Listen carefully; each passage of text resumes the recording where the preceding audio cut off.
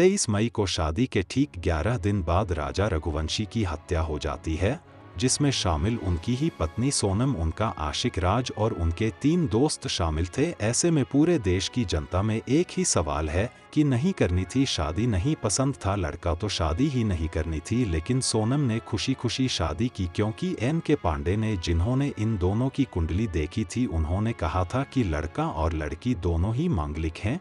बस यही बात सोनम के दिल में बैठ गई कि पहली शादी करके अगर पति को मार दिया तो मांगलिक दोष भी हट जाएगा और खुशी खुशी अपने लवर राज के साथ भी रह लूंगी। बस यही वजह था यह शादी करने का सोनम के मन में। खैर, इस पूरे केस को शुरू से समझते हैं, जहां से यह सब शुरू हुआ था। यह बात है अक्टूबर 2024 की रामनवमी के मौके पर सोनम के पिता देवी सिंह ने मैट्रिमोनियल साइट पर राजा की प्रोफाइल को पसंद किया और सोनम की शादी के लिए अप्रोच किया। और मार्च 2025 में सोनम के परिवार वाले और राजा के परिवार वाले दोनों ने इस रिश्ते को मिलकर आगे बढ़ाया और मार्च 2025 को सोनम राजा की शादी का डेट फिक्स कर दिया गया। अब यह हुई एक तरफ की बात, लेकिन दूसरी तरफ सोनम के दिमाग में तो कुछ और ही चल रहा था, क्योंकि सोनम के पिता देवी सिंह का प्लाईवुड की फैक्ट्री थी और यह राज कुशवाहा उस फैक्ट्री में एज मैनेजर के रूप में काम करता था। यहाँ बेटी भी अपनी पढ़ाई लिखाई कंप्लीट करके अपने ही पिता के फैक्ट्री में हाथ बटाने के लिए HR हेड के तौर पर काम करती थी। अब यहाँ से ही राजा और सोनम का मिलना जुलना होता रहता था और दोनों में कब दोस्ती हुई और यह दोस्ती कब प्यार में बदल गई पता ही नहीं चला। और यहाँ पे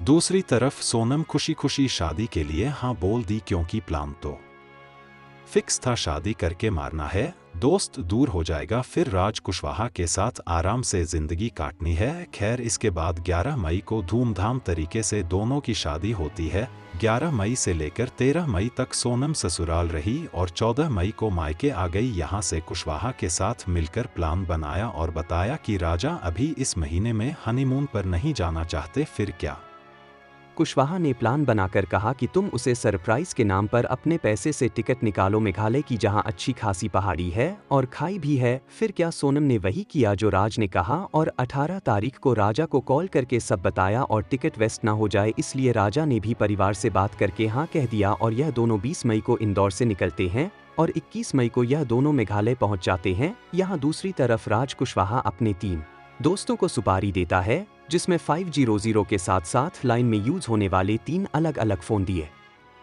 गए, जिसमें उसके एक दोस्त का नाम विशाल चौहान था, दूसरा आकाश और तीसरा आनंद। इन तीनों को कुशवाहा ने ट्रेन और रोड के जरिए 17 तारीख को ही मेघालय जाने को कह दिया और 19 मई को यह तीनों वहां पहुंच भी गए। इधर 21 मई को सोनम और राजा भी पहुंच गए, जो शिलोंग के एक बालाजी गेस्ट हाउस में रुके थे। और फिर 22 मई को राजा सोनम एक स्कूटी रेंट पर लेते हैं, जिसे वीडियो को आपने CCTV में कई बार देख लिया होगा। और इस समय एक सबसे इम्पोर्टेंट बात यह थी कि सोनम इस वक्त हर एक पल कुशवाहा से चैट करते रहती थी और अपना लोकेशन शेयर करते रहती थी, जिसके जरिए यह चारों हमेशा इन दोनों के आसपास ही भटकते रहते थे। इसके बाद इन लोगों ने मार्केट से कुछ जरूरी हथियार खरीदे और फिर पीछा करना शुरू कर दिए। यहाँ सोनम और राजा ट्रैकिंग करते हैं, जहाँ राजा बहुत ही ज्यादा खुश था।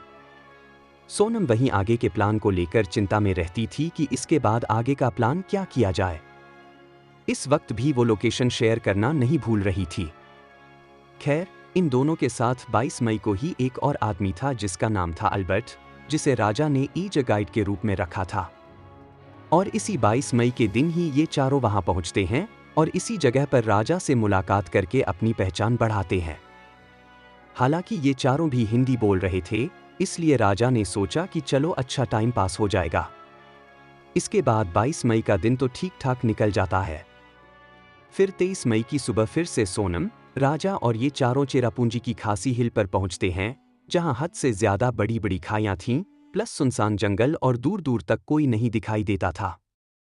फिर ये लोग इसी पहाड़ी के नीचे जाने का प्लान करते हैं, एक बड़े झरने के पास। यहाँ पर जब समय अच्छा देखा तभी आकाश ने हथियार निकाला और राजा के सर पर पीछे से इतनी जोर से मारा कि उसका शरीर फट गया। लेकिन यह सब होते हुए सोनम देख रही थी। उसने कोई कसर नहीं छोड़ी और कहा हेट है, और फिर दूसरा वार पड़ा राजा के सर पर। इतना करते ही कई बार एक के बाद एक वार किया गया। फिर जब राजा का दम निकल गया तो उसे खाई में फेंक दिया गया। यह सब काम करीब 12:30 से 1:30 बजे के बीच हुआ। और अभी मैं आपको एक ऑडियो सुनाऊंगा जो ठीक राजा के डेथ के आधे घंटे के बाद की थी। जरा आप सुनिए और हंसी को देखिए। झरना देखने गए थे बड़ा वाला, हाँ, हालत खराब हो गई तो फिर। खैर, जब सोनम का इतने से भी मन नहीं भरा तो ठीक 2:30 बजे राधा के सोशल मीडिया पर पोस्ट करके लिखा कि 7 जन्मों का साथ, और खुद पूरे हनीमून पर एक सिंगल पोस्ट तक नहीं किया था। खैर, इसके बाद सोनम अपना फोन बंद कर देती है और यह तीनों वहां से इंदौर के लिए निकल जाते हैं। साथ ही रात को सुहा भी फौरन वहां से निकलता है, क्योंकि इस वक्त उसे सोनम के पिता के फैक्ट्री में रहना था ताकि उस पर कोई शक ना करे। और उसने ऐसा किया भी। इस बीच सोनम के फैमिली के बीच में रहकर वह सारे इन्वेस्टिगेशन में हाथ भी बटा रहा था। यहाँ सोनम भी 23 मई को शिलोंग से निकलकर गुवाहाटी होते हुए 25 मई को इंदौर पहुंचती है और राजा के किसी दोस्त के घर पर रेंट पर रह रही थी। और जब पुलिस ने दोनों की तलाश की तो 2 जून को राजा की लाश मिलते ही सारी इन्वेस्टिगेशन ऑफिसर अब डरे हुए सोनम की तलाश करने लगे। यह सब कर ही रहे थे कि पुलिस के हाथ आया यह अल्बर्ट, जो उस दिन राजा के साथ था। और उसने उन चारों लोगों के बारे में बताया कि कैसे वे चारों दोस्त बने, राजा को दोस्त बनाया और फिर उसके साथ ही रहने लगे। इतना सुनते ही पुलिस ने अलग एंगल से छानबीन शुरू कर दी। राजा और सोनम के फोन लोकेशन के साथ सीसीटीवी फुटेज और कॉल हिस्ट्री का पता लगाया तो सब कुछ तुरंत ही साफ हो गया और यह समझ आया कि कैसे सोनम राजा के कांटेक्ट में रहते हुए अपना लोकेशन शेयर कर रही थी। पुलिस ने यह भी देखा कि इनके लोकेशन के आसपास यह 4 लोग हमेशा पाए गए और तभी पुलिस का शक सही निकला। छानबीन तेज करके ताबड़तोड़ इन चारों को तुरंत ही गिरफ्तार कर लिया गया। यहाँ चारों की गिरफ्तारी होने के बाद सोनम को समझ आ गया कि अब वह ज्यादा दिन तक नहीं बच पाएगी। तो उसने गाजीपुर के स्टेशन पर पहुंचकर अपने भाई को कॉल कर दिया और भाई को कॉल करके उसने सब कुछ बताया। तभी भाई पुलिस के साथ वहां पर पहुंचता है और भाई को देखकर वह बोलने लगी कि मुझे किडनैप किया गया था और बहुत ही पीटा और घसीटा गया है। खैर, यह सब तो सोनम की चालाकी थी। वैसे अभी इस केस में बहुत कुछ अपडेट आना बाकी है।